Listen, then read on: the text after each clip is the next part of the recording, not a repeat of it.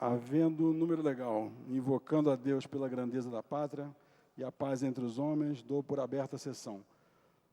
Convido o nobre vereador Eduardo Moura para proceder à leitura da ata da sessão anterior.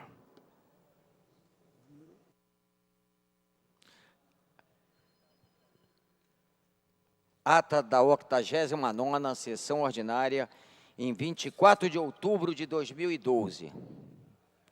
Presidência dos senhores vereadores Jorge Felipe, presidente, Ivanir de Melo e Dr. Edson da Creatinina, ambos a convite.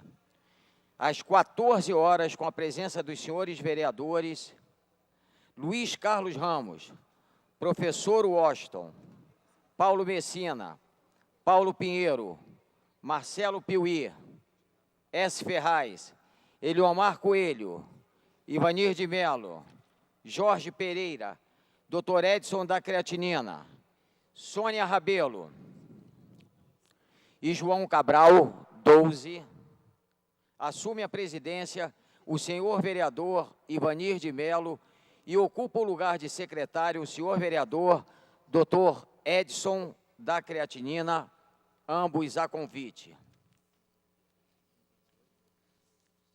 Encerra-se a sessão às 17 horas e 33 minutos. Aprovada a ata, passa-se ao grande expediente. O primeiro orador inscrito é o senhor vereador Dr. Eduardo Moura, que dispõe de 10 minutos. Senhor presidente, senhores vereadores, vereadoras, funcionários da casa, técnicos, assessores, imprensa, telespectadores da TV Câmara. Hoje eu não poderia deixar de falar de um profissional que muitas vezes só é procurado quando a dor torna-se insuportável. Já foi muito pior. Atualmente nós temos formas e maneiras para atenuar essa dor, temos formas e maneiras para não ter uma necessidade tão imperiosa de chegar a esse profissional que eu me refiro, que é o odontólogo. A prevenção é algo fundamental e eu acho que isso deve ser feito desde tenra idade. Eu sempre oriento aos meus pacientes em relação a evitar o açúcar, a fazer uma boa higiene bucal, uma escovagem correta. Mas tem algumas situações que o cirurgião dentista é fundamental no que diz respeito à saúde. Certa vez, Pio XII disse: odontologia é uma profissão que requer daqueles que a exercem o senso estético de um artista, a destreza de um cirurgião, os conhecimentos científicos de um médico e a paciência de um monge. Em casa, tenho uma filha que é dentista, a Tayane. Sei do empenho de todo dia, da dedicação e do amor que dedica à sua profissão. Na verdade, sem esta dedicação, nada seria possível. No Brasil, quando se fala em saúde, logo pensamos em hospitais e médicos, mas também deveríamos lembrar da saúde bucal, igualmente importante, porque tem reflexos sobre nossa saúde como um todo. Além do aspecto da saúde fisiológica, a importância do dentista se revela quanto à saúde mental, uma vez que o cuidado com a estética do sorriso é de suma importância para a autoconfiança, para a afirmação pessoal. A pessoa que não goza de um sorriso bem formado acaba, em boa parte dos casos, por desenvolver complexos e dificuldades de convívio social. Este ofício, que já conta com mais de 250 mil profissionais no país, revela-se de nobreza ímpar ao lidar com estas duas esferas, das quais o ser humano depende incondicionalmente para viver com qualidade e seguir sua história, construindo o que mais buscamos, a felicidade e a realização pessoal. o Dia do Dentista é comemorado desde 1884, ano em que, no dia 25 de outubro, foi criada a primeira faculdade de odontologia do Brasil. Nesses 128 anos de história desta profissão no país, o que se pode certamente afirmar é que milhões e milhões de cidadãos brasileiros prestam homenagem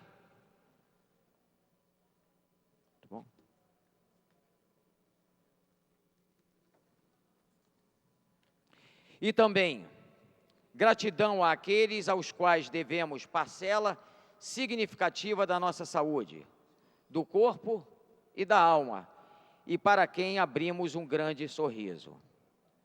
Parabenizo aos profissionais dentistas.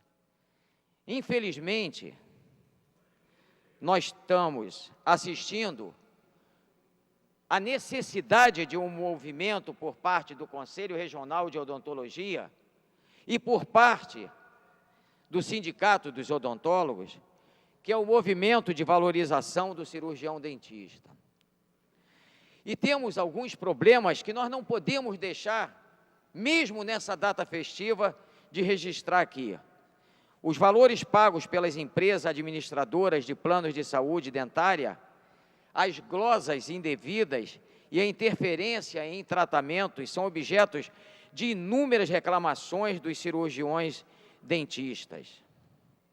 A união de duas das maiores empresas de convênios odontológicos, além de outras 7 empresas menores, proporcionou a criação de uma rede que detém cerca de 60% do mercado, senhor presidente. E isso é algo que faz com que nós tenhamos os odontólogos com muitas dificuldades.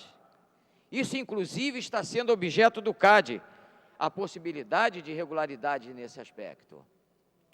Os dentistas conveniados à Saúde Dental Bradesco, após a criação desta rede, tiveram seus honorários diminuídos em vários procedimentos. O cirurgião dentista, ao tentar renegociar os valores praticados, às vezes são até ameaçados de descredenciamento. Os administradores de plano, antes da paralisação, jamais sentaram à mesa para negociar com qualquer entidade representativa da classe odontológica.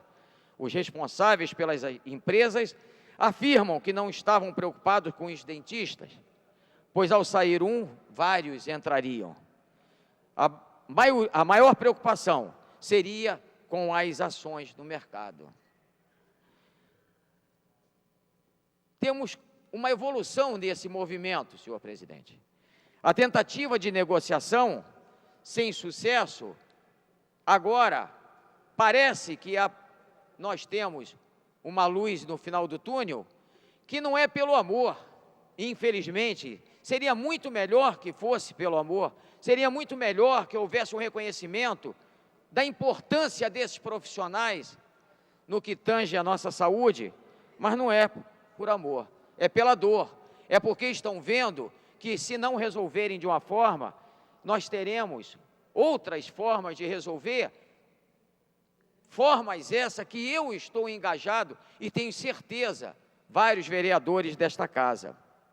Nós temos agora a criação das comissões nacionais e regionais de convênios e credenciamentos, estabelecimento do rol de procedimentos odontológicos, criação do coeficiente brasileiro de hierarquização odontológica, CBHPO, nova tentativa de negociação, criação da rede e paralisação integral dos dentistas conveniados do município de Macaé, que houve essa paralisação, decidida por unanimidade em Assembleia do Conselho Regional de Odontologia do Rio de Janeiro, a paralisação ao atendimento dessa rede, estabelecendo que os pacientes que já estivessem iniciado o tratamento, este deveria ter continuidade. Divulgação da paralisação em redes sociais, internet e por meio de comunicação, impresso ou eletrônico. Hoje mesmo nós tivemos um movimento aqui na Cinelândia, às 11 horas, buscando dar solução para esse problema. O movimento toma conta do Brasil, senhor presidente. Dentistas de todo o país decidem pela paralisação dos convênios odontológicos. Desta vez, a Rede Una não é a única afetada. A diretoria da rede volta atrás de decisões e estabelece que os dentistas poderiam desconsiderar o contrato e seguir com o contrato inicial, que é o contrato que dá aquilo que os dentistas já tinham obtido em relação a esses planos de saúde. Cresce o movimento de paralisação com apoio do paciente e com apoio de muitos dos vereadores desta casa, e eu me incluo em relação a isso. Cresce o número de reclamações na Agência Nacional de Saúde Suplementar pela dificuldade de marcação de consultas. As entidades de classe odontológica, conselhos regionais, sindicatos, associações regionais e nacionais são convocados pela diretoria para uma reunião em Brasília. É entregue aos representantes da rede um documento com reivindicações assinados por todos os presidentes dos conselhos regionais de odontologia, que, entre outras solicitações, pede o fim da perícia radiográfica e o cumprimento das normas reguladoras de proteção radiológica estabelecidas pela Anvisa. Em nova assembleia, os dentistas resolvem manter o movimento de paralisação. Dentistas e médicos vão às urnas para expor suas insatisfações.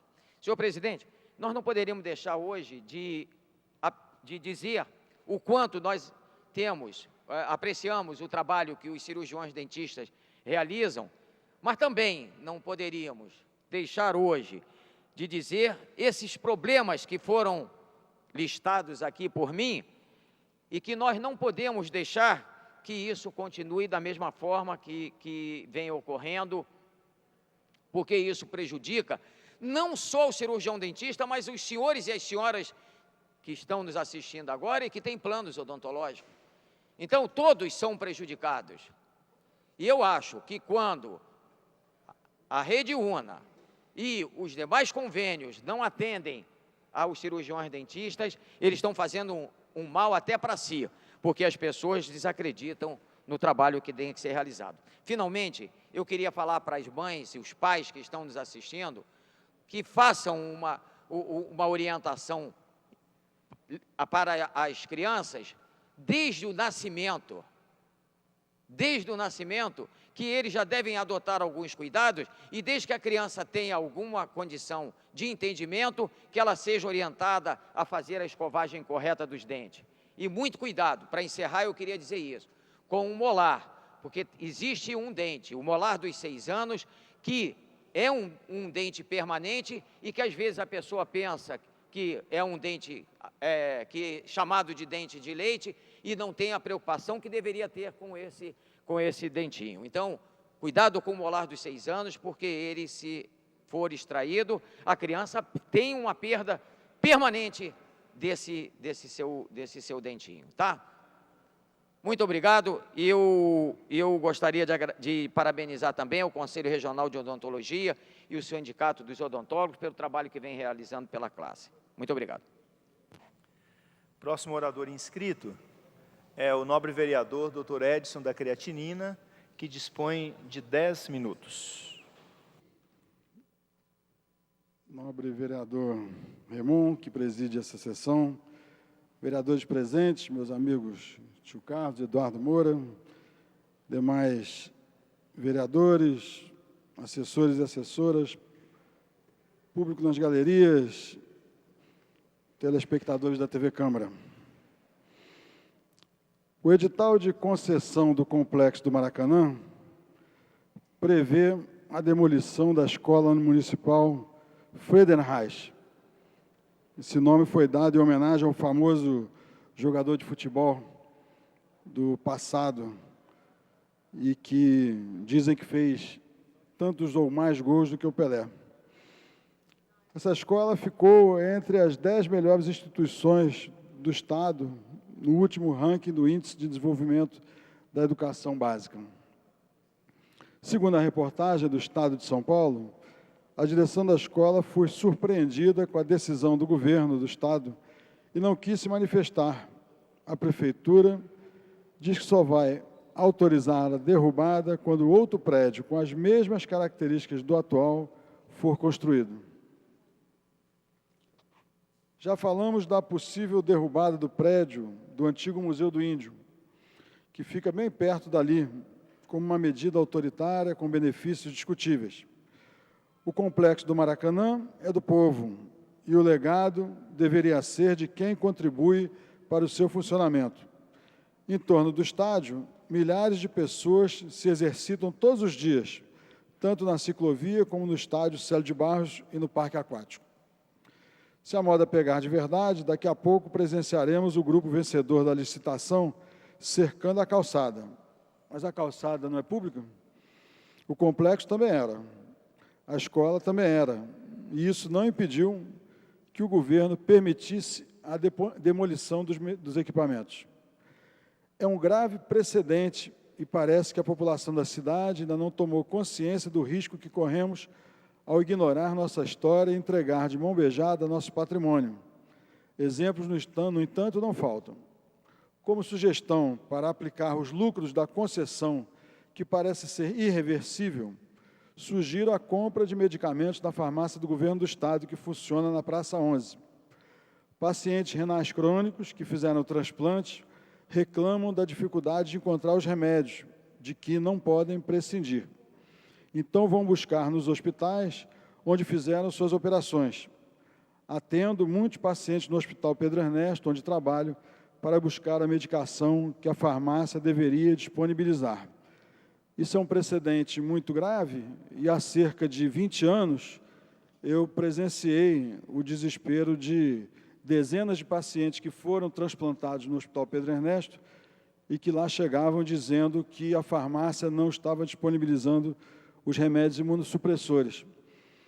E não houve maneira de nós arrumarmos os remédios e pelo menos 40 pacientes perderam seus órgãos, voltaram para a hemodiálise por falta de medicamentos imunossupressores.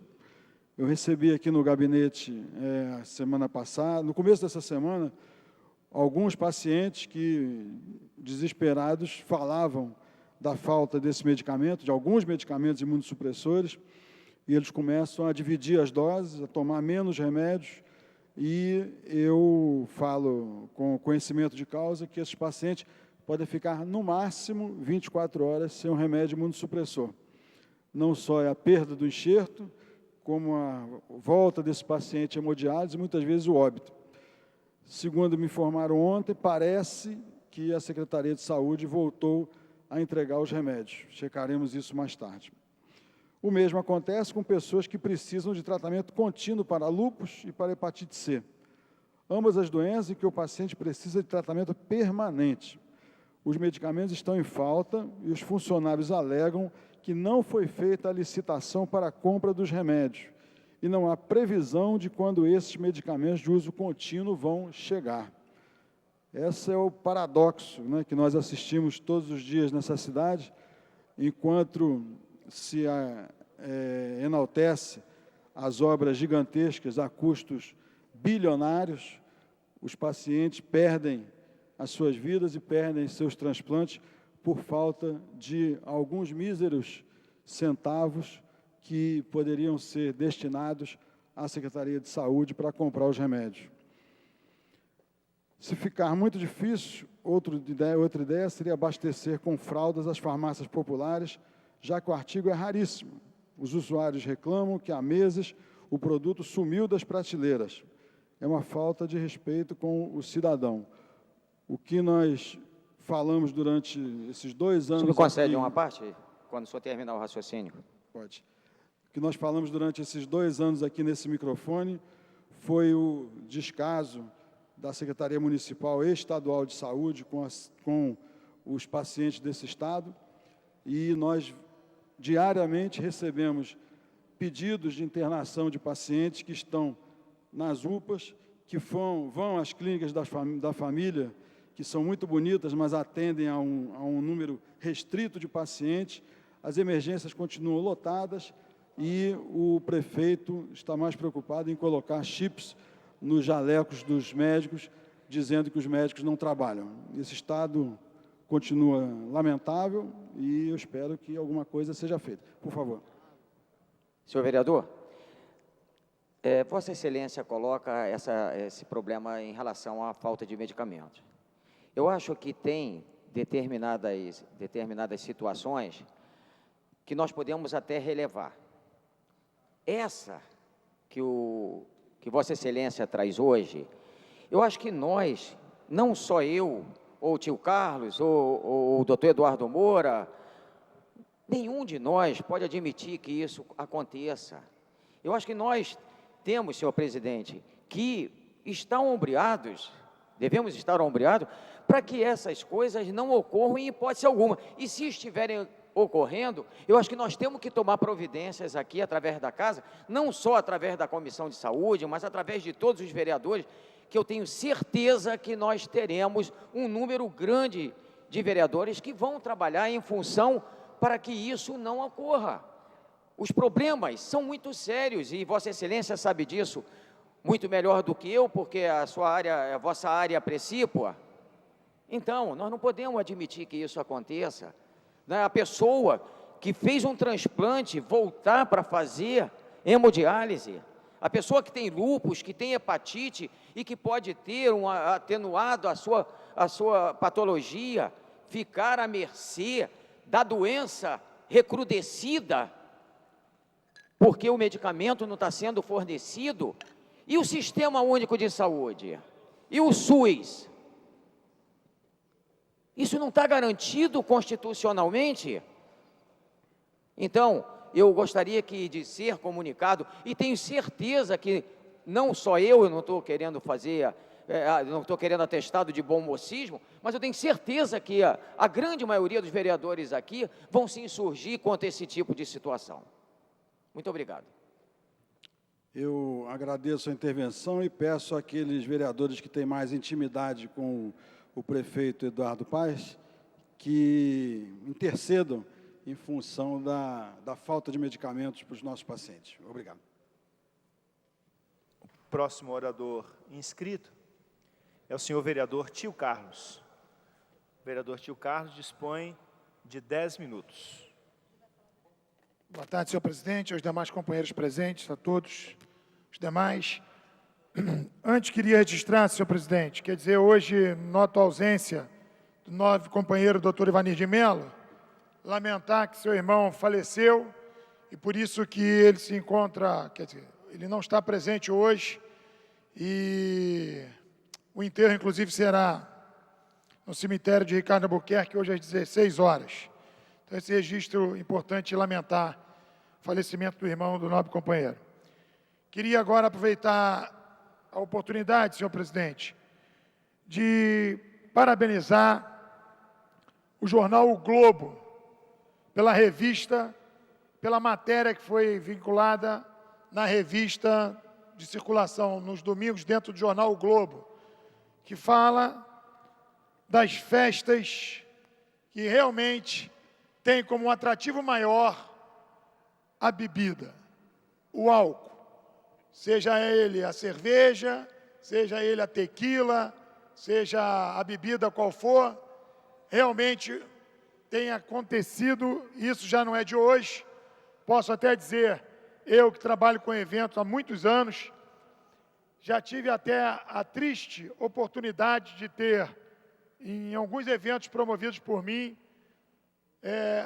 a tristeza de ver crianças já chegando alcoolizadas, completamente bêbadas, e por mais que a gente fizesse de tudo para coibir a venda, até porque é crime vender bebida alcoólica para menores de 18 anos, previsto no Código Penal, no ECA também, mas muitas vezes essa criança ela burla todos os procedimentos, todas as precauções que o organizador da festa até tenta.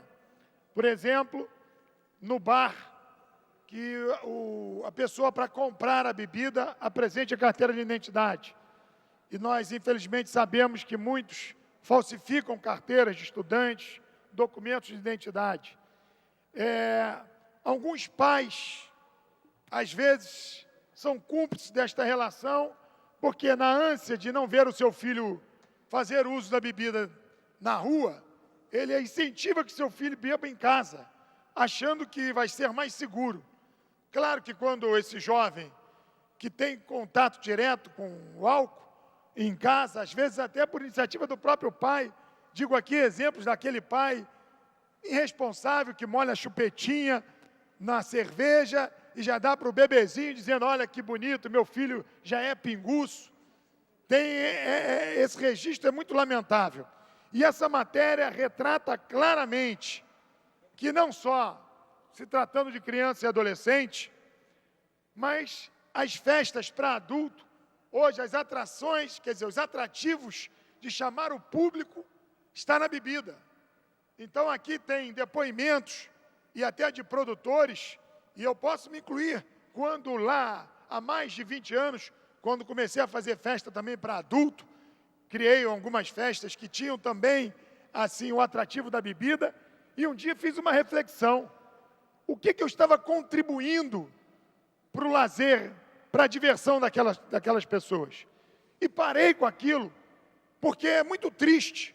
E você que trabalha com evento, e às vezes no final do ano eu sou contratado para animar festas de empresa, e é muito triste ver que aquela pessoa vai de carro, a pessoa bebeu, e por mais que a gente alerte, por favor, se o senhor bebeu, o senhor não está em condição de dirigir, não faça.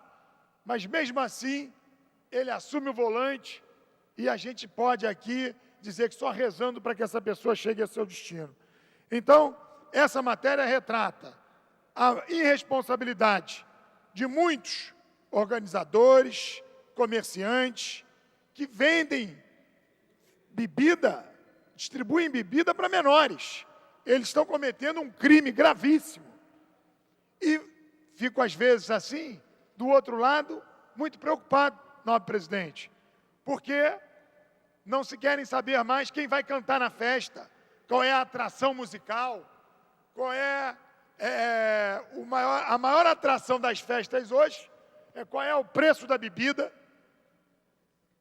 Muitas vezes nós temos atrativos tipo assim, pague uma e beba 4, ou então bebida liberada, você paga o ingresso e tem bebida liberada a noite inteira. A realidade é essa. Todas as brincadeiras estão ligadas ao ato de beber, de consumir o álcool, e isso realmente tem me deixado um pouco triste e preocupado. Nós aqui na Comissão de Prevenção às Drogas, e aí nós incluímos aí o álcool como uma dessas drogas psicotrópicas, nós temos dificuldades de falar isso para o jovem. O jovem, ele meio que acha que é um papo careta. Ele acha que é um papo que está fora de moda. E não é, senhor presidente. Eu aqui quero dizer isso. A minha atuação nessas palestras é de mostrar a verdade, de fazer com que a criança, que o jovem, que o adolescente e que até o adulto possa perceber o quanto o álcool tem destruído vidas. Quando nós afirmamos que a droga que mais mata é o álcool, claro que não é uma afirmação leviana, é verdade, porque ela não mata apenas pelos maus causados à saúde, ao organismo do ser humano. Ela causa uma série de mortes que são vítimas da inconsequência de associar o álcool ao volante.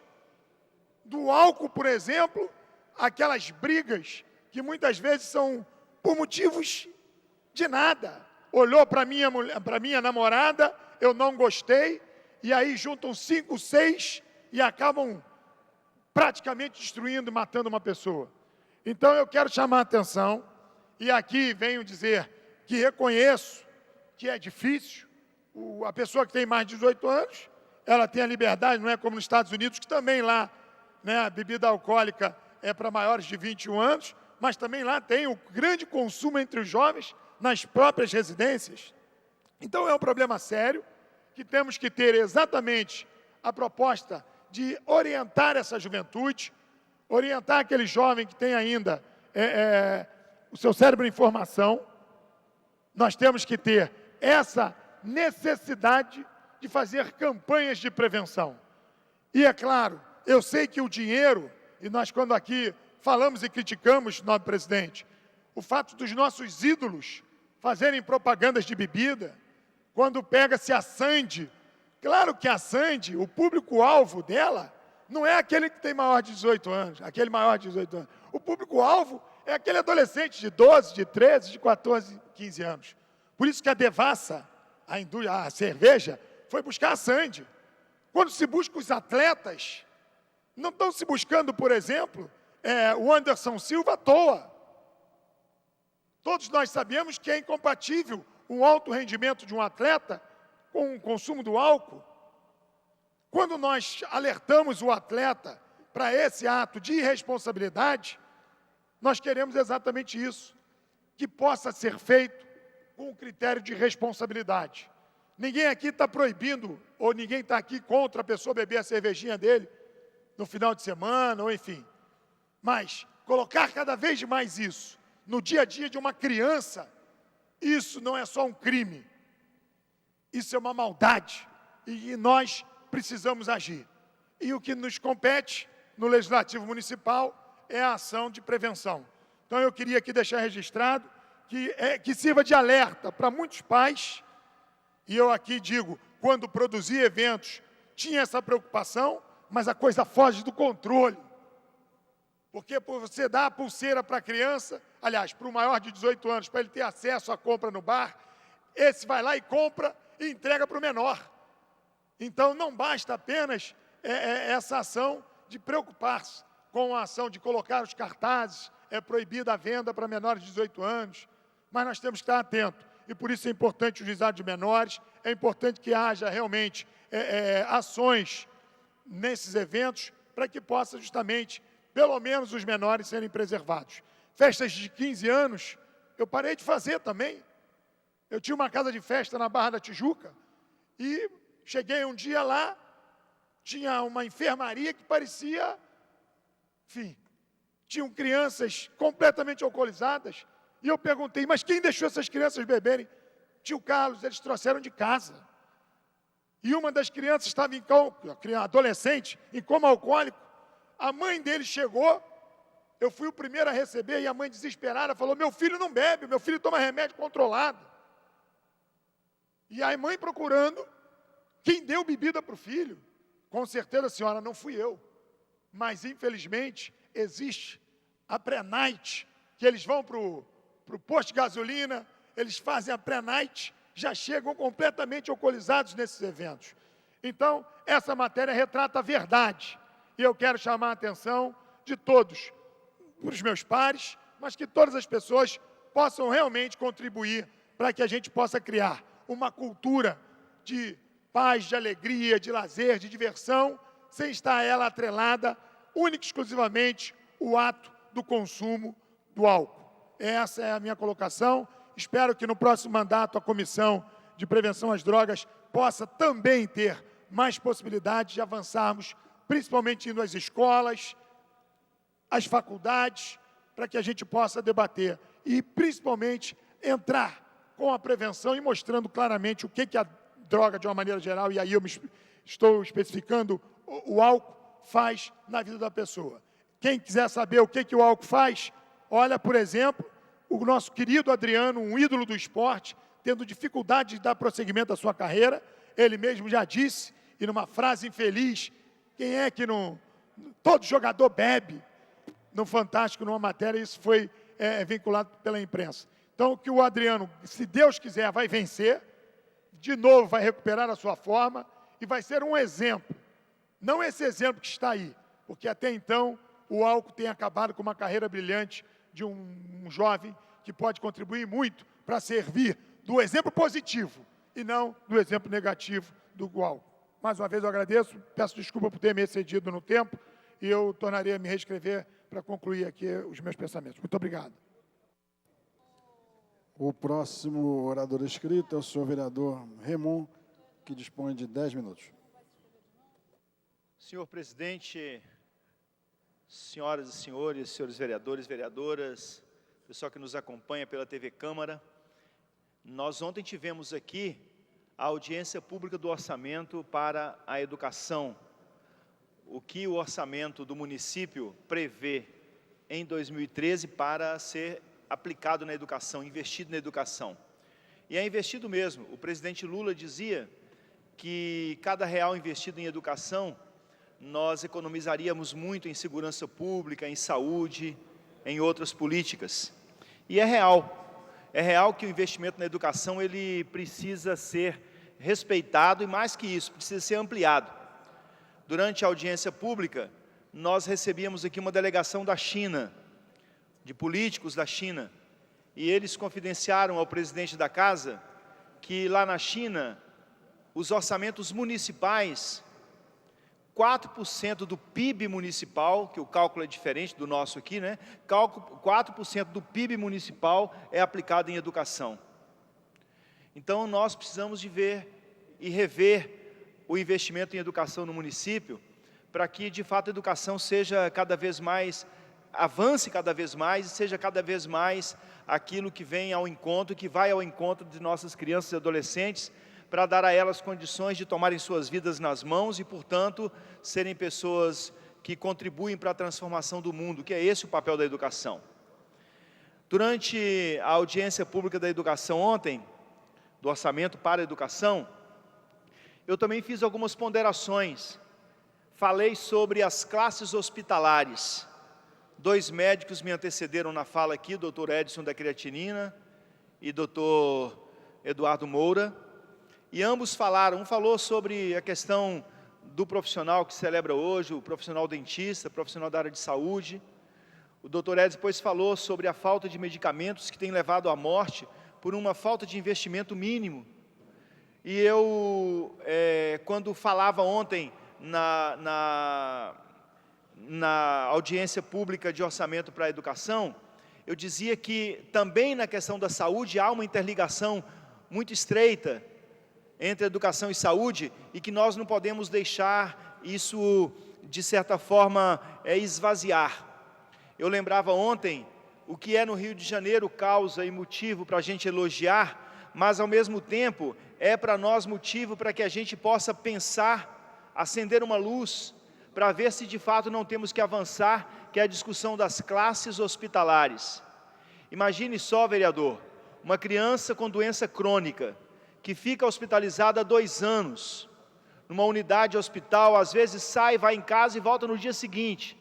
Essa criança, ela tem o direito de continuar os seus estudos, e o Estado tem a obrigação de dar a essa criança as condições de, no leito do hospital, continuar a sua formação acadêmica.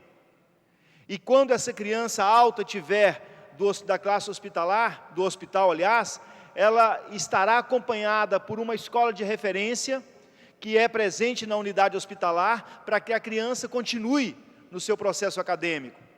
Falávamos sobre isso aqui ontem. Falávamos também sobre a questão da valorização do profissional de educação, a constituição do plano de cargos, carreiras e salários dos profissionais de educação. Porque nós sabemos, quando lutamos pela valorização do profissional, não estamos aqui fazendo uma luta em causa própria.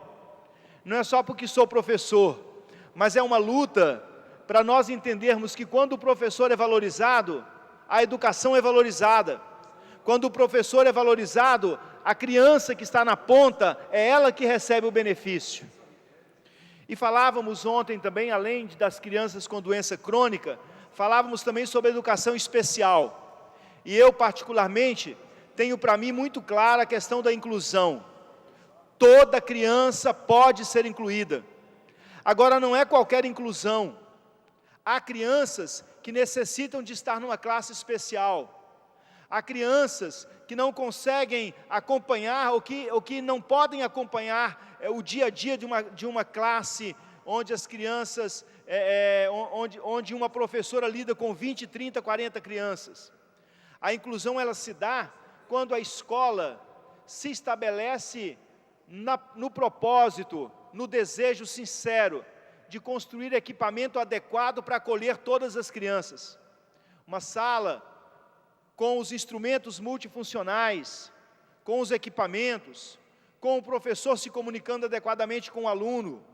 Essa escola, mesmo as classes especiais, é uma escola que trabalha a inclusão. Então, inclusão não é juntar todo mundo numa sala, cadeirantes, deficientes visuais, deficientes mentais, deficientes auditivos, não. Isso não é inclusão. Quando a gente força para que isso aconteça, no fundo, o que estamos fazendo é exclusão. Então, nós falávamos sobre isso aqui ontem. Eu encaminhei à Secretaria Municipal de Educação no dia 5 de junho de 2012, e foi publicado no dia 6 de junho de 2012, um requerimento de informação com 27 perguntas. Eu tenho consciência clara que é um requerimento de informação extenso. E estou aqui fazendo uma cobrança, até porque sei, né, e é uma cobrança para chegar mesmo à Secretaria de Educação. Porque sei que a secretária de Educação, a secretária Cláudia Costin, que é uma mulher que tem uma expertise e que, portanto, ela está com os ouvidos e com os olhares atentos para esse plenário, até mais do que muitos vereadores. Certamente alguém da Secretaria de Educação está acompanhando o plenário nesse momento. Eu quero aqui fazer mesmo uma cobrança, mas é uma cobrança, não é cobrança de encostar ninguém na parede, nem colocar a faca no pescoço de ninguém, de maneira nenhuma. É apenas no entendimento de que há um direito do Legislativo de receber as informações, exatamente para a gente poder trabalhar melhor. O requerimento de informação tinha as seguintes perguntas: qual era o quantitativo de crianças, de pessoas com deficiência matriculadas em 2008? Qual o quantitativo desses mesmos estudantes matriculados na rede em 2012? Quantas classes especiais existiam em 2008? Quantas existem atualmente? Que tipo de trabalho vem sendo desenvolvido pela Secretaria de Educação, e mais especificamente pelo IAHA, Instituto Helena Antipoff, com as crianças com deficiência de 0 a 3 anos e 11 meses, de 2009 até 2012? Especificar. Qual é a forma que as crianças com deficiência de 0 a 3 anos e 11 meses entram no sistema? O processo é automático ou existe uma outra forma de inserção? Qual é essa forma? Existe ainda algum polo bebê em funcionamento? Onde? Como se deu o processo de extinção dos polos bebê? Se é que ele se deu. Como a sociedade foi informada de sua extinção? Caso exista outra modalidade de atendimento que substitua os polos bebê, que modalidade é essa? Quantos são? Onde estão funcionando? Qual o método proposto de atendimento? Quantas crianças atualmente se beneficiam deste serviço em nosso município? De que forma o serviço para bebês de 0 a 3 anos e 11 meses é oferecido ao público? Que tipo de profissionais habilitados existe na rede para viabilizar a estimulação precoce em crianças de 0 a 3 anos e 11 meses? Qual o número de profissionais envolvidos neste processo por unidade de atendimento e na totalidade? Que tipo de trabalho é desenvolvido com os pais de crianças de 0 a 3 anos e 11 meses sobre estimulação e desenvolvimento de seus filhos?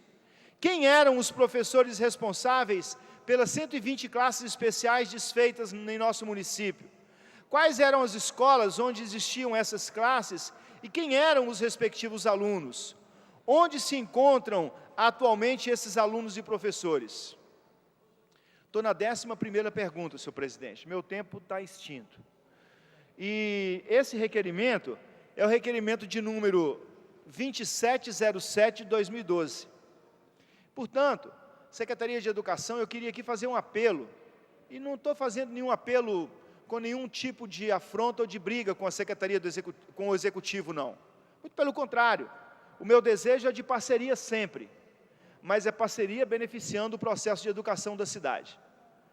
Nós sabemos, o senhor que é professor e que é médico, né, os vereadores que estão aqui, que conhecem as demandas da cidade, sabem o número de pessoas com deficiência, e o percentual é o mesmo no número das crianças. Então, onde é que estão as crianças com deficiência do nosso município? Eu sei que há acolhimento para elas, sei que há uma rede que as acolhe, com mais ou menos possibilidades, com mais ou menos eficiência, mas há. E a gente quer apenas que oficialmente a Secretaria de Educação, que tem plenas condições, porque a Secretaria ela é dotada de técnicos muito competentes, a gente queria que respondesse para nós oficialmente, até para a gente poder continuar caminhando e continuar ajudando a educação no município do Rio de Janeiro. Senhor presidente, agradecido pelo entendimento aí, pela demora na minha fala, por eu ter ultrapassado um pouco o meu tempo. Muito obrigado, uma boa tarde para todos. O próximo orador inscrito é o senhor vereador Eduardo Moura, que dispõe de 10 minutos. Senhor presidente, senhores vereadores, vereadoras, funcionários da casa, técnicos, assessores, imprensa, telespectadores da TV Câmara, volto a ocupar esta tribuna para fazer um comentário em relação a um vereador que me antecedeu, vereador Tio Carlos, que abordou a questão da droga e sua fala versou sobre algo que eu acho que é um ponto fulcral, essencial, que é a questão de orientar, para quem pode orientar e sabe orientar, aos pais, que a verdade é fundamental. Não adianta chegar para um adolescente e dizer a ele que o álcool, ou que a cocaína, ou seja lá a droga que for, ela no primeiro momento, ela não dá uma aparência de que aquilo é muito ruim. É mentira. O primeiro contato que as pessoas têm, em muitas situações, e é bom que isso seja dito para o adolescente, o primeiro contato é, às vezes, prazeroso. E isso tem que ser dito, senhor presidente. Porque senão, quando ele vê que, além de tudo, os pais, ou o orientador, ou o educador, seja lá quem for, está mentindo, ele julga que, efetivamente, quem tem razão são os seus colegas, que dizem que aquilo é bom. O que tem que ser, a orientação que tem que ser feita, vereador Tio Carlos, e eu concordo com as suas palavras, é a verdade. A orientação que tem que ser feita é dizer que talvez em curto espaço de tempo aquilo possa ser até lúdico, mas a médio e longo prazo é devastador. E nós estamos vivendo... Pois não. Nobre companheiro, o que Vossa Excelência está acabando de falar é o que nós, por exemplo, apresentamos nas palestras. Quando o doutor Sócrates veio a falecer, nós falávamos exatamente, não era o desconhecimento, ele era médico, inclusive, e o álcool acabou com a vida dele. Ele sabe disso, quer dizer, todos nós, no caso do Garrincha, também é um exemplo, mas se pegarmos o Mussum dos Trapalhões, todos morreram de cirrose e complicações oriundas do problema do álcool. Então, é importante mostrar isso ao jovem. Muito bem. Porque senão, nobre companheiro, fica só o lado bonito. Por exemplo, as propagandas da escola é sempre muito engraçada. Ou então as propagandas, por exemplo, a Ivete Sangalo, ela faz propaganda do cervejão lá, seja lá qual for. A informação que eu tenho é que ela sequer bebe. Como foi o caso da Sandy também, que também nós pegamos uma entrevista dela, onde ela fala que ela não bebe cerveja. Mas é essa dificuldade que muitas vezes aquele jovem tem de entender que a mídia, quer dizer, o marketing, é para vender. E quando as propagandas mostram as meninas bonitonas na praia, só mostram um lado que nada tem a ver com álcool. Tá certo? Então nós mostramos claramente que por quê? Diversão tem que necessariamente estar associada ao álcool. Essa é a nossa colocação. Então, eu quero que Vossa Excelência entenda, e a nossa participação é nesse sentido, e quero contar com Vossa Excelência. Espero que possamos estar juntos na Comissão de Prevenção às Drogas, para que possamos, o senhor como médico, pediatra, melhor do que ninguém, assim como o doutor Jorge Manaia, que também muito contribuiu para que nossas palestras passassem não só ser lúdicas, né, de uma forma geral, mas também tivesse dados, e dados que a medicina mostra. Isso para a gente é muito importante. Então, agradeço a oportunidade do APARTE. Mas eu não tenho dúvida em relação a isso, nobre vereador. Eu sempre fiz elogios em relação a essa sua trajetória, uma trajetória brilhante, como sempre foi, baseada em cientificidade, porque o senhor, Vossa Excelência, não tirou isso tão somente da sua cabeça. Eu tenho certeza que o que o Vossa Excelência vem fazendo em relação às drogas tem sido importante para a nossa casa e tem sido importante para os jovens, para os pais. Então eu parabenizo por isso e me coloco à disposição para estar ao seu lado, caso Vossa Excelência me receba desta forma. Antes de terminar, eu queria dizer algo que não ficou muito claro. Quando eu fiz a referência do absurdo que nós não termos os medicamentos para as pessoas que necessitam, tipo imunossupressores, e alguns medicamentos para lúpus, etc., e que o nobre vereador Edson da Creatinina se referiu, eu queria dizer que eu continuo com o mesmo ponto de vista, eu não vou mudar nada em relação ao que eu disse, só que eu queria complementar, em relação às palavras que o nosso presidente em exercício disse, nós devemos falar com o prefeito. Eu não acho que nós devemos falar somente com o prefeito, nobre vereador, nós devemos falar com o prefeito, com o governador, com o presidente da República, nós devemos estar juntos, não em relação a uma parcela dessa cadeia, que é uma cadeia perversa, né? Mas que eu acredito que, nesse caso, inclusive, dependemos mais do governador do que do prefeito. Mas, de qualquer maneira, se for necessário falar com o prefeito, nós falamos também. Só que eu acho que houve um certo desencontro em relação a isso, nós colocarmos só o prefeito como responsável, quando eu julgo que ele, neste caso, é menos responsável ainda. Muito obrigado. A próxima oradora escrita é a vereadora Tânia Bastos, que dispõe de 10 minutos. Senhor presidente, boa tarde. Senhoras e senhores vereadores, apenas como uma contribuição aqui da participação do nobre vereador Tio Carlos, nesse debate aqui junto com o vereador Eduardo Moura, estava lembrando aqui a questão também do cigarro, onde algumas propagandas foram feitas, através daquele artista, não me lembro aqui o nome, mas ele subia no cavalo, bem disposto, descendo e subindo montanha com aquele cavalo, enfim. E, infelizmente, essa mesma pessoa faleceu com câncer no pulmão, Então, o poder da mídia é muito grande, vereador Tio Carlos? Queria também fazer uma parte nesse sentido. É exatamente o que nós questionamos, por exemplo, o cigarro. Eu tenho 49 anos, mas há algum tempo, as atrizes todas apareciam em cena fumando. Tinha um cigarro que o nome era Charme, todo o glamour do cigarro. E graças a Deus, ao consenso de que a política pode servir muito para o bem, quando tiramos a propaganda da televisão.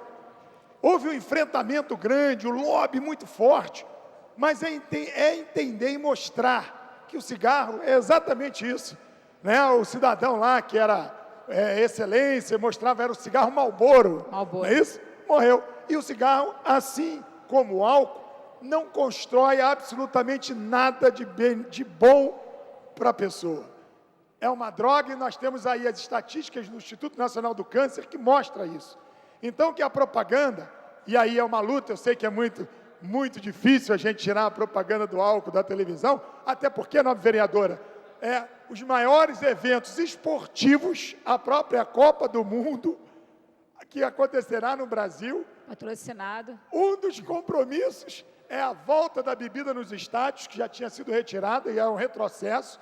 E um dos maiores patrocinadores é, com certeza, a indústria do álcool. Então é muito difícil, mas é importante que nós possamos fazer isso, orientar as para que as escolhas sejam feitas de forma consciente e responsável. Esse é o nosso papel. Eu quero parabenizar sua colocação também, nobre vereadora. Pois não, vereador, mas aqui dando também prosseguimento à minha fala... Com força do regimento, só tem que ler um requerimento aqui, num segundo. Já lhe dou a palavra. Requerimento sem número, da autoria do vereador Paulo Messina, requeiro à mesa diretora, na forma regimental, que seja incluída na pauta de honra da ordem do dia da sessão ordinária de hoje, em regime de urgência, do projeto de decreto legislativo número 243/2012, que concede o título de cidadão honorário do município do Rio de Janeiro ao secretário municipal de Cultura, Emílio Richa Bechara Calil.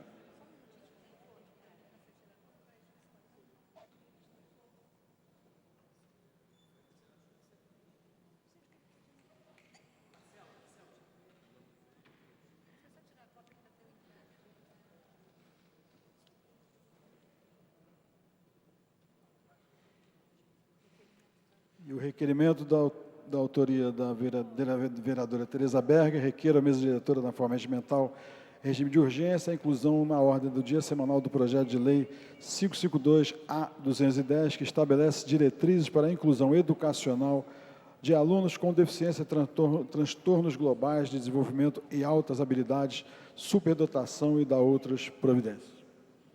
Desculpa, vereador, pode continuar. Pois não, então aqui que eu queria colocar, e assim, é o meu apoiamento mesmo ao prefeito Eduardo Paes, né, pela internação compulsória. Hoje está mais do que visto, né, claro na sociedade, o problema do crack. Quando eu falo da questão do cigarro, quando eu coloquei essa questão aqui do cigarro, é muito importante falar da questão, né, essa questão do vício, obviamente, e a gente acaba entrando numa linha muito complicada, porque a maconha também, né, tem os seus estragos, a cocaína, e o crack, por ser uma droga muito barata e encontrada em qualquer esquina, obviamente, está aí o problema que o Rio de Janeiro hoje tem nas mãos para que o prefeito Eduardo Paes venha realmente tentar minimizar. Não posso dizer que vai acabar, porque é muito complicado, não vai, mas minimizar, né, o trabalho que, infelizmente, hoje a Secretaria de Assistência Social está tendo. A Secretaria de Assistência Social sempre trabalhou sozinha. Enquanto coordenadora da assistência no governo do César Maia, né, que eu fui da área 32, nós tínhamos e até hoje acontece, né, o famoso enxuga-gelo, porque todas as vezes nós íamos às ruas, procurávamos as pessoas, pegávamos as pessoas nas ruas, muitas delas não residem aqui no Rio de Janeiro, são oriundas de Nova Iguaçu, Caxias, Belfor Roxo, né? Foi feito um estudo com isso, e a participação da prefeitura era somente através da Secretaria de Assistência Social. E no governo anterior, existia um trabalho muito importante, que era a macrofunção. E a macrofunção, ela fazia com que todas as secretarias estivessem totalmente inseridas no mesmo contexto, né? E a função ali seria de estar dando subsídio né, a todas elas, uma ajudando a outra, para que a coisa realmente fosse resolvida. E quando o prefeito agora coloca à disposição também a Secretaria de Saúde, porque entende-se, né, crack é uma questão de saúde mesmo, né, saúde mental, isso é importante demais. Porque agora a Secretaria de Assistência Social, ela não está mais sozinha, né? E hoje eu vejo de uma forma muito ampla, porque além da Secretaria de Saúde, a de Assistência Social, eu acredito também que outras secretarias têm que estar envolvidas. Porque, observem, muitas dessas pessoas estão hoje na rua, muitas delas têm família. E aonde estão os familiares dessas pessoas? Né? Aonde estão os familiares? E aí, eu acho que tem que ter realmente, sabe, um trabalho maciço, empenhado, sabe, com bastante ênfase, para que hoje a gente possa estar dando, pelo menos, uma qualidade de vida melhor para essas pessoas. Porque o Rio de Janeiro vai viver grandes momentos. E onde vamos colocar as pessoas viciadas em crack? Onde vamos colocar essas pessoas? A mídia sempre coloca foca, né, a Cracolândia em Manguinhos, a Cracolândia em Jacarezinho, a Cracolândia, enfim. Mas se esse grupo que está aí chegar de uma forma bastante expressiva na área da Zona Sul, a coisa vai ficar complicada. Porque a Zona Sul hoje, o Rio é o local que a gente recebe diversos turistas. Enquanto está em Manguinhos e está em Jacarepaguá, ou melhor, está em Jacarezinho, as coisas parecem que ficam meio que amenas, né? Então, a gente precisa trabalhar isso. Porque o craqueiro, a pessoa que usa o crack, ele não tem onde se tratar. Hoje, nós não temos uma clínica no Rio de Janeiro que possa fazer esse tipo de tratamento. E ora que não é desse governo, não, são de vários anos. Porque há 10 anos eu fui conselheira e não tinha um local para nós colocarmos as crianças e adolescentes para fazer alguns tratamentos. E hoje nós temos o mesmo problema, há 10 anos. Então, senhor presidente, à medida que o prefeito Eduardo Paes, né, está adotando, e que, na verdade, já existe isso com a criança e com o adolescente, essa medida compulsória é muito importante, é de grande relevância para a nossa cidade. Porque a gente já dormiu muito no ponto, a gente já está muito tempo estacionado, né? Então, a questão da droga é de ordem social, global e urbana. Não estar mais comprometendo somente o cidadão, mas a cidade. São todas as pessoas dessa cidade que sofrem.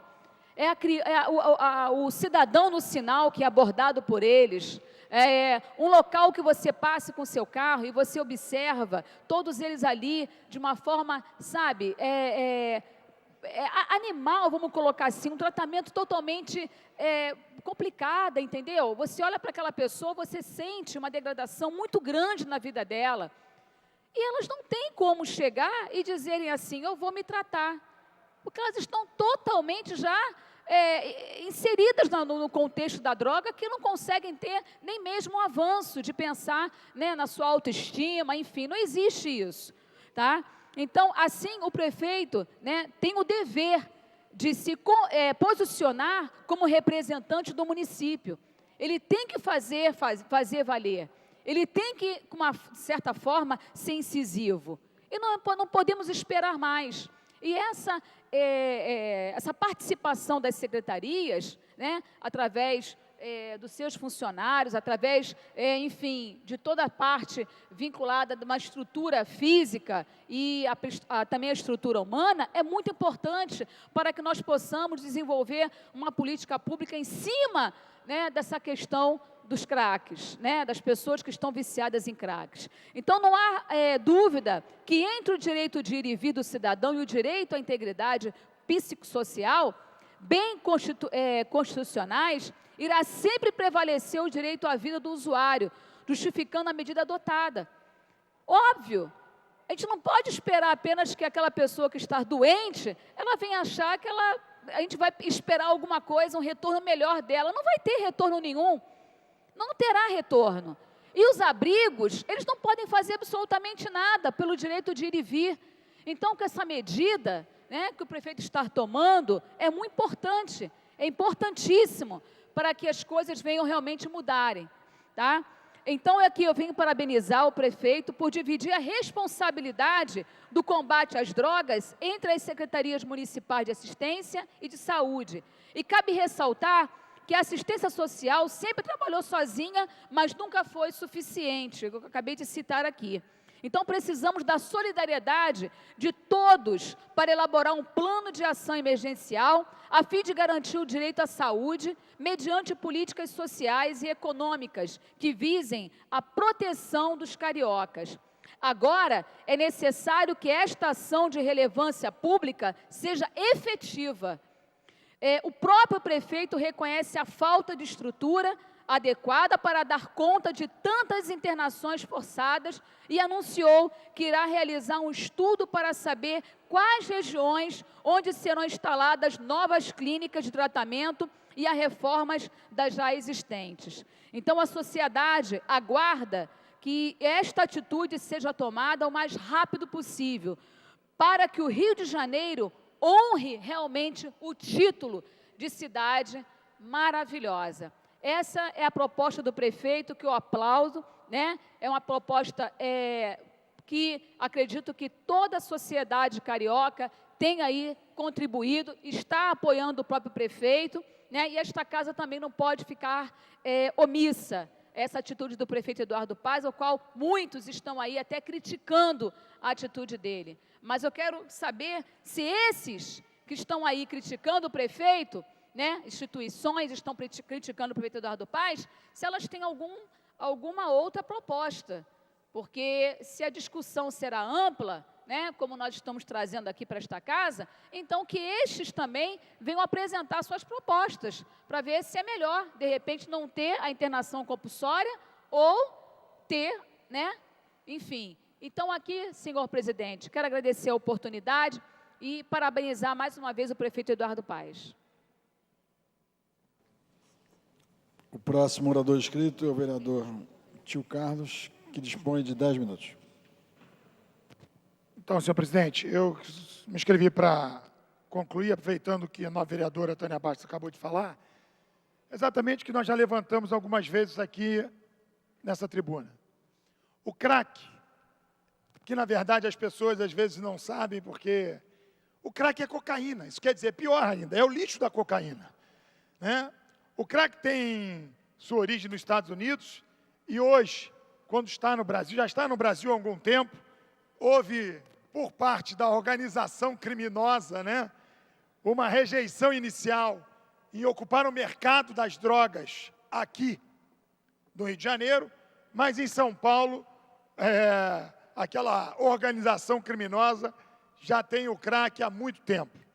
As cracolândias de São Paulo já foram retratadas em diversos programas de televisão, à luz do dia, mostrando aonde aquelas pessoas e de que forma aquelas pessoas estão vivendo.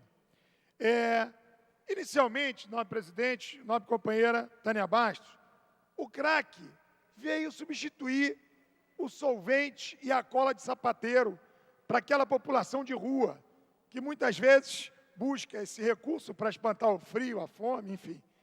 E hoje o crack já chegou na classe média. O crack ocupava as páginas dos jornais que tinham o público-alvo, a classe C, D. Hoje o crack está no Globo. Quando teve um surto aqui no Largo do Machado, um músico, um rapaz, estrangulou a sua namorada no Largo do Machado, ocupou a página do Globo, e aí a sociedade começou a descobrir essa droga maldita, aliás, como todas as drogas, mas essa, eu disse na semana passada, é uma droga que o seu usuário, ele não tem um estágio de início, meio, ele só tem o fim, porque o crack mata e mata mesmo. E algumas comunidades, nobre vereadora, não deixavam vender o crack, porque o crack, por exemplo, o caso da Rocinha, na Rocinha, o traficante, na sua estante de drogas, de variedades de drogas, ele tinha lá o êxtase, a maconha, a cocaína, mas não tinha o crack. Porque o crack, além de ser barato e não dar muito lucro, ele mata o seu freguês. E o traficante, que com a sua organização, não quer perder o cliente. Isso fugiu do controle. O cara que é dependente químico de cocaína, um dia ele não conseguiu arrumar um dinheirinho lá dele, né? Para ele comprar a cocaína, o pozinho dele lá, que é mais caro. E qual é a opção que chega a ele? O crack. R$ 1,99, R$ 2 uma pedra, né? E aí começamos a trilhar esse caminho que eu digo que o prefeito Eduardo Paes foi omisso durante os 4 anos, aliás, 3 anos, em relação a todas as drogas. Não sei o que houve, porque volto e repito, exalto o governo Eduardo Paes com grandes realizações, mas em relação à droga, ele retrocedeu. Quando ele extinguiu a secretaria, que era um avanço, tanto é que era reconhecido em todo o Brasil. A senhora deve ter acompanhado o trabalho, e eu pensei, ele talvez tenha tido, e aí eu não digo omisso, eu retiro a palavra omisso, mas nas suas avaliações, ele achou que apenas a Secretaria de Assistência Social poderia dar resultado. E não é, o problema da droga não é um problema de polícia, do dependente químico, não é um problema de polícia apenas, quer dizer, é um problema de saúde pública e tem que envolver a assistência social, tem que envolver a Secretaria, com certeza, de saúde. Porque quando Vossa Excelência diz que muitas vezes é enxugar o gelo, foi feito. O secretário Rodrigo Bentley, quando assumiu a secretaria, ele realmente foi pioneiro nessa ação da internação compulsória dos menores. Isso é um avanço reconhecido hoje, nobre vereador, em todo o Brasil. Os críticos, é importante a crítica, mas ela tem que ser acompanhada de uma solução. Nós, às vezes, vemos o Conselho Regional de Psicologia fazer críticas. Sim, então qual é a solução? Hoje, a internação compulsória para os maiores, que é uma proposta corajosa do prefeito Eduardo Paes, e hoje ele está conversando com o ministro, é importante, porque o crack não existe só na cidade do Rio de Janeiro. São Paulo e hoje nas cidades do interior, de Minas Gerais, de São Paulo, tem cidades como uma cidade aqui do nosso estado, chamada Miracema. A cidade está tomada por cracudos, que na verdade são seres humanos e precisam ter a opção, que o crack tira essa opção. A Constituição diz a certeza do direito de ir e vir. Temos que respeitar.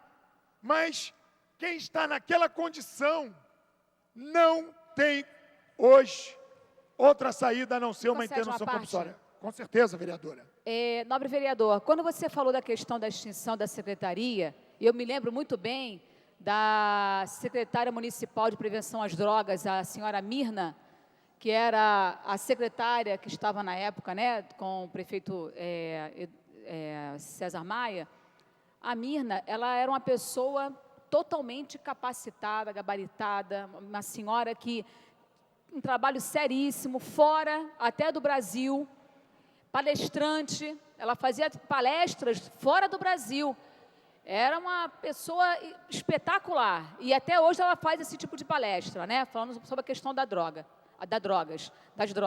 Sendo que ele, me parece que tem uma coordenadoria chamada Coordenadoria de Prevenção às Drogas, que a própria coordenadora, que diversas vezes esteve aqui participando de audiências públicas, ela havia dito que a coordenadoria, ela tem um cunho, né, de uma secretaria, né, o aspecto de secretaria. Eu não sei se a nível eu não sei onde que ela coloca isso, na questão de recursos, a questão da verba, eu não sei se é pelo número de repente, de funcionários, eu não sei qual é o status que ela iguala a coordenadoria, né, que hoje ela é a responsável, com aquela secretaria da qual a professora Mirna era, na época, a secretária de prevenção às drogas. Mas, assim, quando Vossa Excelência coloca que a Secretaria de Assistência Social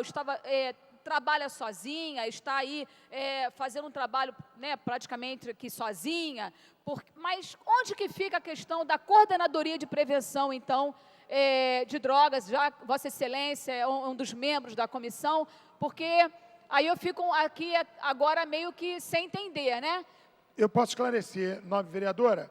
O problema é que essa coordenadoria, por mais esforços que a ex-vereadora Silvia Pontes, ela não tem estrutura nenhuma, é extremamente limitada, nem recursos, é extremamente limitado. E a secretaria, a proposta, e o que eu apelo ao prefeito Eduardo Paes, é que possa realmente envolver a Secretaria de Saúde, que possa coordenar todas as ações de prevenção, que possamos ter, por mais que a ex-vereadora Silvia Pontes seja bem intencionada, precisa ter estrutura, para que a senhora possa ter noção. No primeiro ano da minha legislatura, eu fui presidente da Comissão de Prevenção às Drogas e participei de algumas reuniões do Conselho. Nem equipamentos, nem computadores, tivemos que tentar lançar a mão do fundo para que pudesse equipar a própria coordenadoria. Isso é uma verdade. Eu já levei isso ao prefeito Eduardo Paes. Então, eu tenho certeza que chegamos a um estágio em que algo tem que ser feito. O prefeito Eduardo Paes já está vendo toda a sociedade cobrar. Eu cobrei isso dele, venho cobrando, e de forma muito responsável, tenho certeza que chegou ao limite. Sua colocação é muito importante, estamos aqui todos atentos para que seja feito de forma legal, de forma construtiva, de forma edificante, porque quem está vivendo essa tragédia da dependência química do crack precisa ter realmente uma luz acesa dentro de uma proposta. Ele fala em criar 600 novas vagas, importante, mas há 2 semanas, Vossa Excelência já citou também no seu pronunciamento, foram fechadas no estado as 2 únicas clínicas que oferecia vagas. Isso foi dito, saiu na imprensa. Então, nós precisamos avançar. O governo federal já lançou 2 projetos. Primeiro, o ex-presidente Lula, a atual presidenta Dilma, também está sensível. Dinheiro não falta, mas precisa ter a organização, precisa ter exatamente, hoje, a intenção maior de não só enxugar gelo. Não adianta tirar a população, leva para o Rio Acolhedor, lá em Paciência, eles tomam banho, jantam e já saem, porque logo próximo tem uma Cracolândia. E aí é o que está acontecendo. Então, tenho certeza, tomara que o prefeito Eduardo Paes tenha êxito nessa reunião com o ministro da Saúde e que a gente possa trazer para a nossa cidade e, quem sabe, aqui na nossa cidade, possamos levar para todo o Brasil um modelo eficiente, porque não adianta tirar a população da rua, não adianta o tratamento, como a minha crítica ao recolhimento compulsório dos adolescentes e das crianças, é porque ainda existe um tratamento ineficiente. Existe um tratamento que tem recuperado hoje, tem uma estatística de 25%, é importante que seja mas precisamos ter lá médicos diariamente, temos que ter acompanhamentos de psicólogos, de assistentes sociais, porque tem que tratar aquele jovem, mas tem que tratar a família também do jovem, porque a pessoa que está vivendo a tragédia da dependência química na sua família, é toda ela afetada, não só o usuário, não só o dependente, mas a sua família também está doente. Então é por isso que tem que ser feito de forma eficiente, de forma comprometida, e eu espero que o prefeito Eduardo Paes resgate aquele seu discurso de 2008, de priorizar com responsabilidade, priorizar com o entendimento de que salvar vidas significa o maior papel do gestor, neste caso, em relação ao problema da droga. Então, está na mão do prefeito Eduardo Paes, dos seus secretários e de todos nós aqui, que somos vereadores, representantes do povo, cobrarmos uma solução eficiente. Então, quero aqui registrar a minha felicidade de ver uma vereadora tão competente, também atenta a essa questão da droga. Então, da mesma forma que já fiz o apelo aos nobres companheiros, quero tê-la na nossa luta para dizer sim à vida e não às drogas. Muito obrigado. Não havendo mais orador inscrito, a presidência franqueia a palavra. Não havendo manifestação por parte dos senhores vereadores, a sessão fica suspensa até às 15h40. Está suspensa a sessão.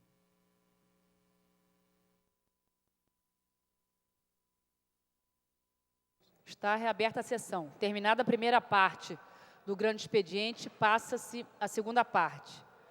O orador inscrito é o senhor vereador João Mendes de Jesus, que dispõe de 20 minutos.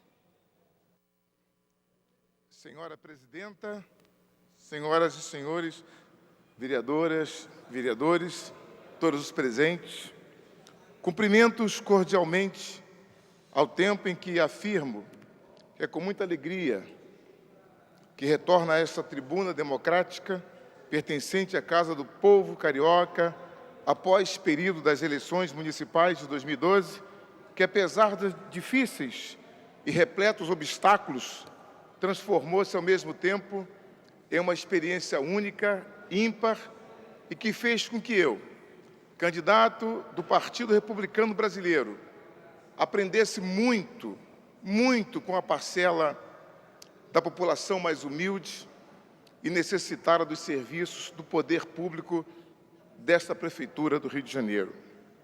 Senhores vereadores, aprender a observar a vida e o dia a dia do povo é como atender e compreender realmente a sua missão e os seus desígnios.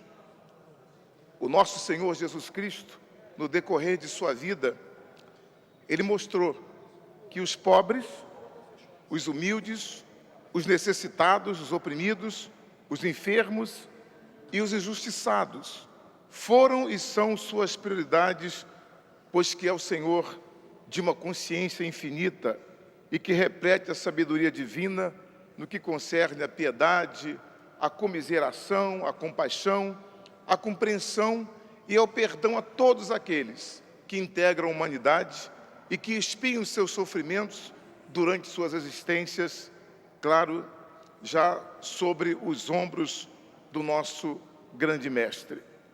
Andei pelo Rio de Janeiro com determinação e com meu coração aberto para ouvir o povo carioca, saber de suas reivindicações e necessidades. Fui às ruas garimpar votos e, sobretudo, verificar o que falta nos lares, nas ruas e nos bairros desta grande cidade, desta megalópole que é a cidade do Rio de Janeiro. Fui em nome do PRB, do Partido Republicano Brasileiro, o meu partido, que aos poucos, contudo, sistematicamente, está a crescer e a tornar uma agremiação política importante para nós, membros do partido, e para os cidadãos cariocas e para o povo do nosso grande país. Que pode confiar nos republicanos, porque o PRB é um partido limpo, um partido ficha limpa, com políticos, assessores e profissionais comprometidos com a causa do desenvolvimento social do povo e com a economia da nossa cidade. Senhoras e senhores, o PRB é um partido democrático, onde todos são tratados de forma equânime, respeitosa, pois nos espelhamos em virtudes como a fidelidade, a solidariedade e ao tratamento igualitário e democrático entre todos os nossos membros, pois entre nós não há boicotes políticos e eleitorais, não comportam maledicências e traições, e jamais buscamos, dentro das realidades que se apresentam, sermos ímpios, iníquos, dissimulados, dissonantes, fúteis, vaidosos ou levianos, porque sabemos e tentamos compreender as contradições, os antagonismos e as agruras da vida, e para isso nos pautamos nos ensinamentos do nosso Divino Mestre, o nosso Senhor Jesus Cristo. Prezados vereadores, vereadoras, por intermédio de muita luta, suor e dedicação à causa pública, por sermos republicanos, o meu partido, o PRB, cresceu. É uma notícia alvissareira, porque nos tornamos uma agremiação política representativa, porque estamos presentes em centenas e centenas de municípios, a ocuparmos cargos e mandatos nos legislativos municipais, nas prefeituras, no Ministério da Presidenta Dilma Rousseff e no Congresso Nacional, na Câmara e no Senado Federal. Todavia, quero informar a Vossas Excelências que o PRB, apesar de ter apenas 7 anos, está consolidado. No Rio de Janeiro, o número de vereadores cresceu 20%. O PRB agora tem, em suas fileiras, 43 vereadores. Além disso, o partido poderá aumentar este número, pois alguns casos ainda serão analisados e julgados pelo Tribunal Eleitoral. Em termos de país, o número de eleitos aumentou de forma exponencial. O PRB elegeu 1.204 vereadores e 77 prefeitos. Um crescimento em relação às eleições de 2008 de 54,4% e de 42,9%, realidades que fazem do PRB um partido real, orgânico e inserido na sociedade brasileira. Vale salientar, senhoras e senhores vereadores, que o PRB está presente em todos os estados da federação, bem como os legislativos municipais de todo o país. Receberão 424 vereadores republicanos a mais, que terão a incumbência de trabalhar em prol do desenvolvimento social e econômico da população brasileira, que há séculos luta para ter acesso a uma vida melhor e de melhor qualidade. E se depender dos homens e das mulheres do PRB, todos os brasileiros, e especialmente os cariocas, podem contar conosco. Parabéns ao PRB, aos republicanos e a todos os cidadãos que que nos concederam a mais importante procuração, que é o diploma do eleito, conquistado democraticamente e legitimamente por intermédio do sufrágio universal, o voto. Eu solicito que esse discurso, senhora presidenta, seja publicado e veiculado pelos meios de comunicação desta Casa e dizer que estamos encaminhando também para, via sistema online, para a nossa taquigrafia desta Casa de Leis. Muito obrigado a todos. Boa tarde. Não tendo o orador utilizado todo o tempo, a presidência franqueia a palavra. Não havendo quem queira fazer uso da palavra, a sessão fica suspensa até às 16 horas. Está suspensa a sessão.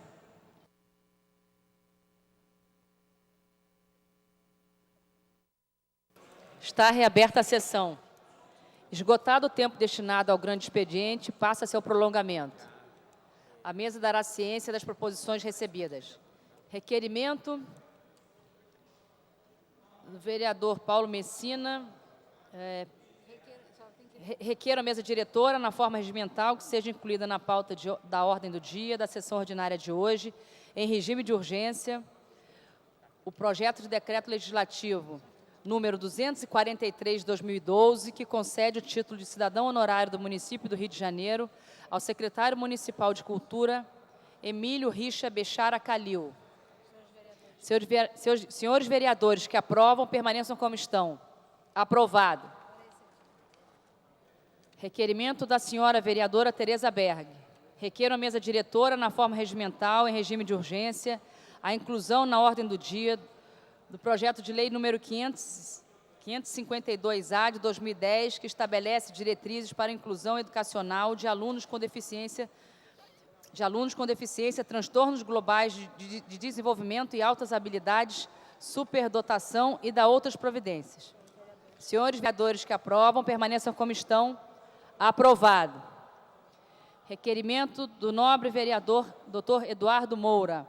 Requeiro a mesa diretora, na forma regimental, a retirada da pauta da ordem do dia semanal do projeto de lei número 1307 de 2012, de minha autoria, que torna obrigatória a instalação de visor digital de velocidade nos ônibus do município do Rio de Janeiro e da outras providências. Senhores vereadores que aprovam, permaneçam como estão. Aprovado. Requerimento do nobre vereador Jorge Felipe.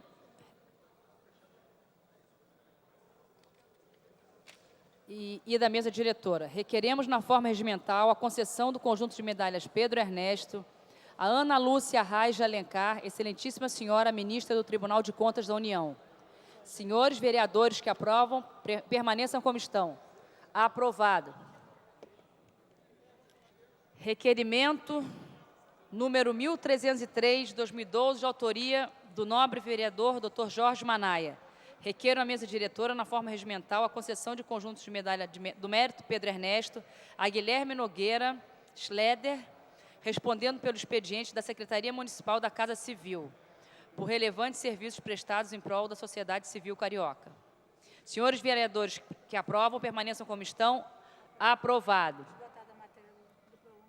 Esgotada a matéria do prolongamento, passa-se a ordem do dia. A presidência tem a honra de registrar a presença da nobre vereadora do município de Itaguaí, Miriam Pacheco. Seja bem-vinda. Única vereadora do município. Em tramitação especial em regime de urgência, em segunda discussão, projeto de decreto legislativo número 243 de 2012, de autoria do vereador Paulo Messina, que concede o título de cidadão honorário do município do Rio de Janeiro ao secretário municipal de Cultura, Emílio Richa Bechara Calil. Senhores vereadores que aprovam, permaneçam como estão.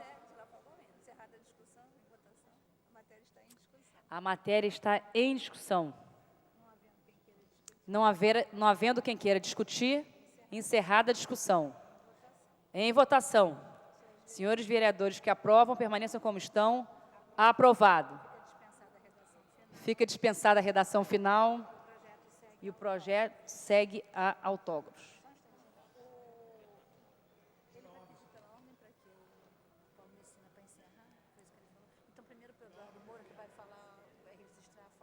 Tá. Com a palavra pela ordem, o nobre vereador Dr. Eduardo Moura. Pela ordem. Senhora presidente, eu gostaria de justificar a ausência do nobre vereador Ivanir de Melo, que às 16 horas está participando do sepultamento do seu irmão, Henrique de Albuquerque. Meus sentimentos. Com a palavra pela ordem, vereador Raimon. Senhora presidenta, senhores vereadores, somente para eu há pouco, né, no expediente das 2 horas, falava sobre um pouco assim o rescaldo do que aconteceu ontem na audiência pública do Orçamento para a Educação, e aproveitando que hoje é quinta-feira, que a Câmara, a TV Câmara está aberta ao povo da cidade do Rio de Janeiro, né, em tempo real. Então, eu queria apenas colocar um tema que foi debatido ontem na Comissão de Orçamento e Finanças, na audiência pública de Orçamento para a Educação em 2013, de que aquilo que nós vimos batendo e que vimos discutindo durante muito tempo aqui na casa, ontem a secretária, depois de provocada, ela acabou nos dizendo na audiência pública que o prefeito Eduardo Paes já pediu que se faça uma apreciação para a construção do novo plano de cargos, carreiras e salários para os profissionais de educação. No meu entendimento, este na verdade é um ganho, e nós, professores do município do Rio de Janeiro, nós, homens e mulheres que somos comprometidos com a educação, no parlamento e na sociedade, temos que não somente esperar que o projeto venha para essa casa para ser apreciado, discutido, debatido e votado, mas nós temos que também dar a nossa contribuição. Então, quero dizer que nós vamos abrir um debate público, vamos abrir uma conversa com os profissionais de educação para construir também juntos aquilo que nós entendemos como plano de cargos, carreiras e salários para os profissionais de educação. Então, é um pouco uma notícia que eu considero uma notícia boa, mas, ao mesmo tempo, o entendimento de que a sociedade tem que se organizar para não receber a coisa pronta, para não receber a coisa que já venha, de certa forma, toda alinhavada.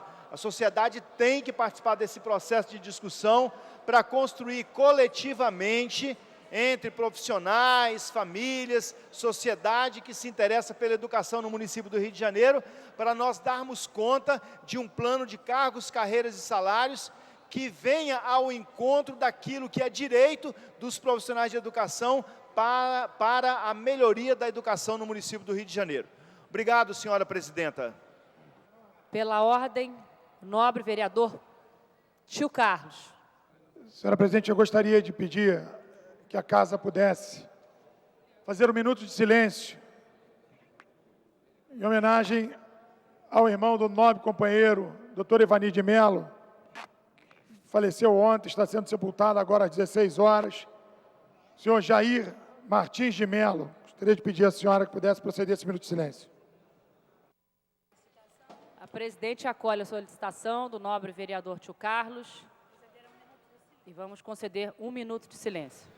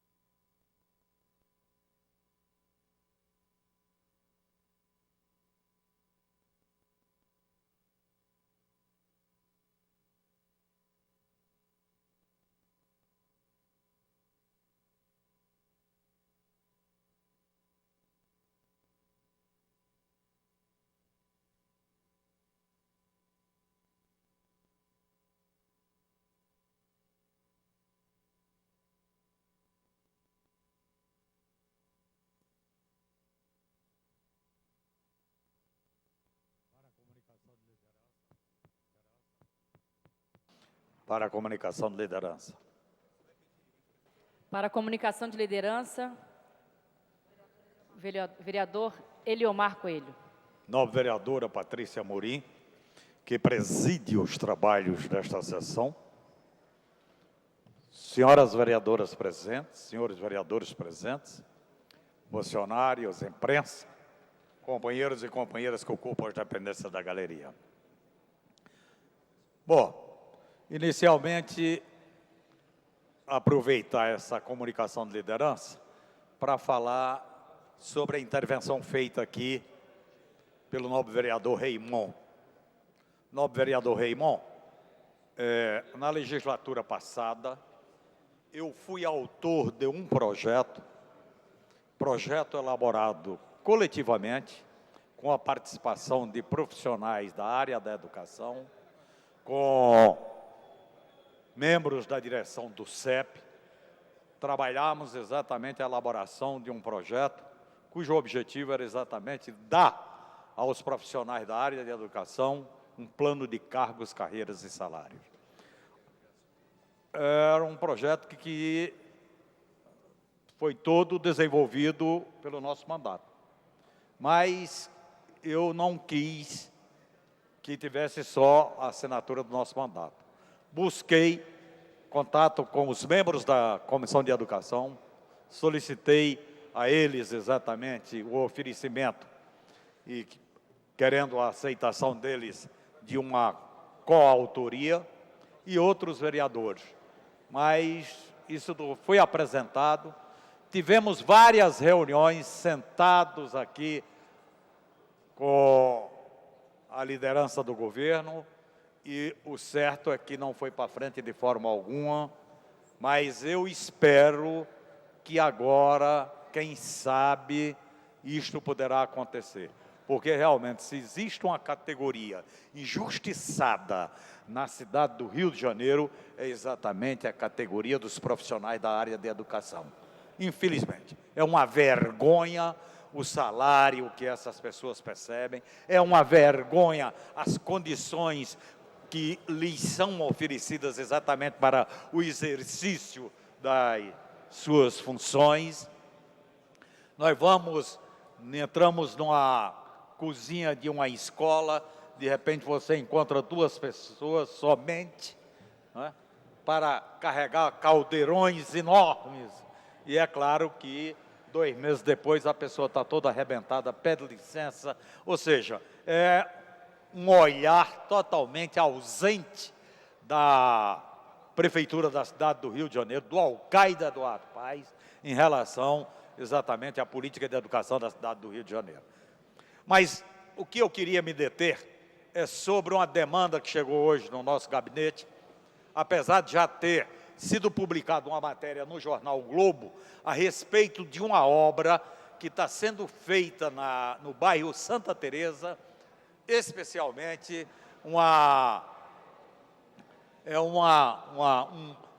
aqui, isso é o que pode se chamar puxadinho, exatamente lá do Hotel Santa Teresa. O que acontece é que o puxadinho que está sendo feito, simplesmente está praticamente a meio metro da varanda de outros moradores que estão no local lá há 50, 60 anos.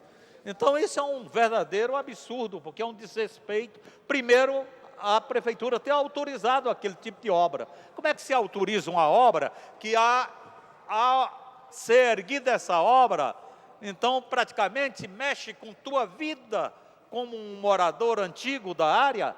Então, a meio metro, quer dizer, tapa a visão, acaba com a iluminação, acaba com a ventilação. Isso daí, qualquer arquiteto, qualquer aluno, não é arquiteto, qualquer aluno de arquitetura sabe que você, para fazer uma edificação, um projeto de uma edificação voltado para a moradia, tem que ser respeitado determinados parâmetros urbanísticos. E um dos parâmetros em relação à obra ser executada é você garantir, por exemplo, ventilação e você garantir iluminação para quem vai morar na futura edificação construída. De maneira que existe, inclusive, uma ordem de embargo já emitida pela Prefeitura e que o pessoal não está, de forma alguma, respeitando. Muito pelo contrário, a obra está indo a toda para daqui a pouco se tornar irreversível. O que eu acho que, infelizmente, isto não deva acontecer. Não deva acontecer.